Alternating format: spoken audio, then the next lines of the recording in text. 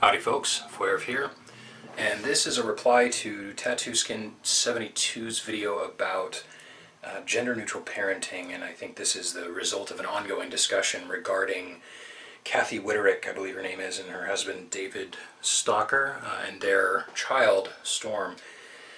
Their child is, for some background on this topic, their child is of indeterminate gender at this point. The parents are not disclosing the gender, or the sex rather, of the child.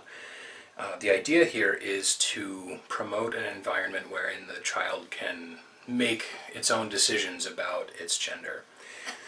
Predictably enough, there's been a lot of backlash about this. No huge surprise there. So I didn't want to get into this topic in too much depth, but I did want to raise 3 points, and I wanted to relate them back to my own experience with gender and with sex. So one of the things that I've always maintained, and I think I've said as much in various forms on this channel many, many times, is that one-dimensionality sucks. That is to say that evaluating yourself or others or the world around you along one dimension is just a crappy way to go. It takes a lot away from life when you simply evaluate it in terms of one dimension, and gender can be one of those dimensions. If your sole measure of yourself is that you are a gendered male or female, then you're missing a lot about life. The second point I'd like to address is that gender and even sex are continua, meaning that gender, we kind of know now that gender is a continuum, meaning that rather than simply being a binary switch, you are either male or female, there's this sort of continuum, there's a line, and there are these sort of asymptotic extremes of masculinity and femininity perhaps, but there's a lot in between, and even that might be an oversimplification, but there's a lot in this territory here in between these two asymptotic extremes. And the same is actually kind of true of sex. Now, we are a sexually reproducing species, so there is this sort of binary nature to sex after a fashion. However, it's very difficult to come down with absolute criteria for what makes a person one sex or another. And when I say that, I'm talking about cases where, say, a person is born expressing multiple genders, or multiple sexes, excuse me. Or a person is transsexual. Obviously, that is a major difficulty in making an absolute delineation or demarcation of the sexes. But there's also this notion of what it is to be sexed male or sexed female that tends to get rolled up into this notion of gender, and the two are often confused. So you might say that Arnold Schwarzenegger, during the time that he was doing his bodybuilding thing before he got into movies, you might say that he was the ultimate man. Well, what does that mean? Does that mean that he's the ultimate male? I don't know. What's the ultimate male? Does it mean that he's the ultimate man in terms of gender? I don't know. I guess I don't know. Is he any more or less a man than a guy like Leonardo DiCaprio, a fairly skinny guy, right? I don't know. Is he any more or less a man than I am? I don't know. So these are difficult things to make decisions about, and when you take them out of context and simply evaluate them in that one-dimensional sort of way, you lose a lot of the fidelity of life, and you do a grave injustice to actual thought and theory around sex and gender. The third point I'd like to address is that a choice is always a choice, even when it doesn't feel like a choice. And what I mean by that is this. So, we make our choices in life. We grow up, we make choices. This Storm child is going to make some choices around its participation in gender. I've had to make that choice myself, and I think that everybody has to make that choice. It's not something that you get to avoid, even when it doesn't feel like a choice, even when you feel like you were raised to be a boy or raised to be a girl, and this is what your parents taught you, and this is what society taught you, this is what you learned in school. All the same, you make the choice to go along with it.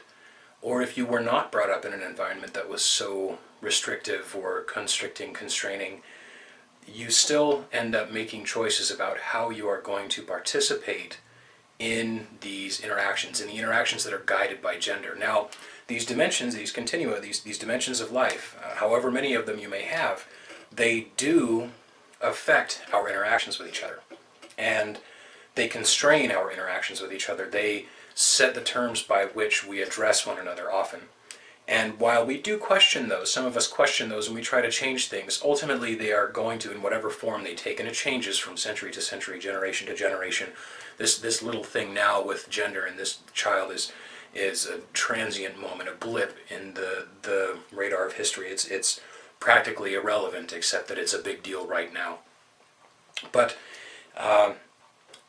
we have all of this context, and gender is one of the dimensions of the context by which the social dialogue takes place. Okay, so this child, like all children, is going to grow up looking for some context by which it can describe itself and by which it can interact with others and relate to others, to find those things that we absolutely need. And all of those things are choices, whether that child is raised in a gender-neutral parenting sort of environment or not. So when I was a boy, and when I was growing up, I was raised primarily in my mother's household. And as I've told you guys before, I actually experienced some abuse at the hands of a stepmother. I had some very bizarre issues around women, around the feminine gender, and around the female sex for a long time as I was growing up, and even into my early adulthood, as any of my friends from back then can tell you, no doubt. I eventually reconciled those issues with myself. I think for the most part. I'm sure there are still some lingering doubts or whatever hanging around, as there always are. We always carry baggage up from our youth, but by and large, I found that baggage hasn't really done me any good, and despite the things to which I was subjected by one person or by a few people over the years, as it turns out, those people are outliers. The fact that I was within their domain and that they directly affected me is a statistical anomaly, more or less. They are actually outliers. Most folks sit somewhere in the middle. People are rarely brutal and angry, and people are rarely perfect. So I had to make some decisions as I was growing up and I was getting over these issues about what context I would take on, where I would place myself in the context of the social dialogue. And so I did make some choices. Some of that was certainly around sexuality. Now, during the years of puberty and then early adulthood, during that time when people struggle to understand their sexual identity as well as every other piece of their identity, I guess I didn't know where I sat. I didn't know what I was, where I was, how I was. And that really stuck with me for a long time. I guess I went in another direction, and I didn't really make that choice for a long time. I kind of put it off for a long time. So while one could say that I was at least superficially masculine during those years, I wouldn't really go so far as to call myself fully actualized as a man, or even as a male, I guess, depending on what your criteria are for male. So it was really later in life, call it probably my early to mid-20s, that I really kind of sat down with myself and acknowledged my maleness. I had to really take a look at myself and understand my own part in this social dialogue, and the way that I fit into the context was most decidedly male. I also had some questions about my sexuality. I didn't really know where I was sexually. It didn't help that I wasn't having sex at the time, of course. It's very difficult to know where you are sexually when you're not having sex. And this is a problem that I have with folks who teach or impart values about sexuality, especially very constrictive values about sexuality, such as homophobia, to their children. To impart a value like that to a child before that child really is capable of understanding his or her own sexuality to begin with does seem to be putting the cart before the horse somewhat. I guess that's all I'll say about that for the time being. So, as far as my opinion on this subject, I think that it is perfectly acceptable and actually natural. I think it's fairly natural for a parent to not want to involve a child in gender politics at an age before which gender is even relevant. I think that's fine. I think that it is a recoverable thing at worst and a beneficial thing at best. I also think that there are far too many ambiguities, really, to make good decisions about it other than erring on the side of caution, as I believe Mrs. Witterick is doing with her child. I believe that her approach is actually the cautious approach. I believe that it is actually the considered approach. I do not believe that forcing, say, machismo down the gullet of a boy is the right thing to do. I think that it is flagrant, and I think it's dangerous. And certainly all of the boys in the neighborhood where I grew up who were in environments like that, they had very difficult childhoods and very difficult time with adolescence and in high school and on and on. So I think that what they are doing, what the parents of this child are doing, is probably the right thing to do, given the circumstances. I don't see any problem with it.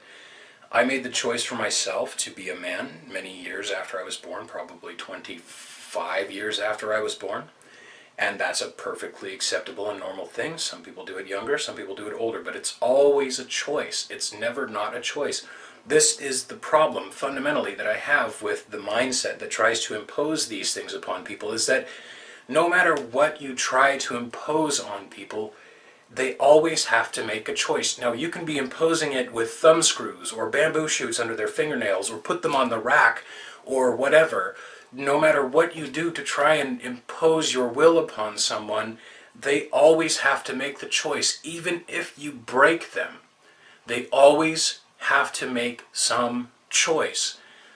All you're left with, if you attempt to do that, is your own cruelty, and then the choice that they've made and how you choose to respond to that. In other words, attempting to impose those things is kind of a form of violence. Now, in some cases, it's okay to impose your will on a kid. You have to make sure that they don't do things like stick their fingers in light sockets and so on. But there are areas that are more abstract than that, and gender is one of those areas, and there's no perfect right solution. Like you can say of 120 volt AC, 60 hertz current, that if you stick your finger in it, you're probably going to have physical problems. You can say that with some certainty, but you cannot say, really, with any degree of certainty, that raising a child in a gender-neutral versus gender-constrained home is going to have a substantially deleterious effect upon their childhood or upon their early adulthood. You can't say that, at least not without any evidence, not with any evidence to back it up, because there is none. We all have to make the choice. It's a choice that we all make. There's no getting around it. And the more freedom a person has to make that choice, possibly, the more responsibly and the more responsibly they will make the choice, and the more considered their choice will be, the more it will actually positively impact their own ability to be circumspect about issues like these, and to put little bullshit issues aside in favor of things that are really relevant and important to people, because this notion and getting outraged about this idea is crap. It is one-dimensional crap. So, Tattooskin72, I agree with you that voice that says that we should constrain under all circumstances the genders of children based upon their sex, fuck those people. And to the rest of you, I bid you farewell. Take care. Good luck.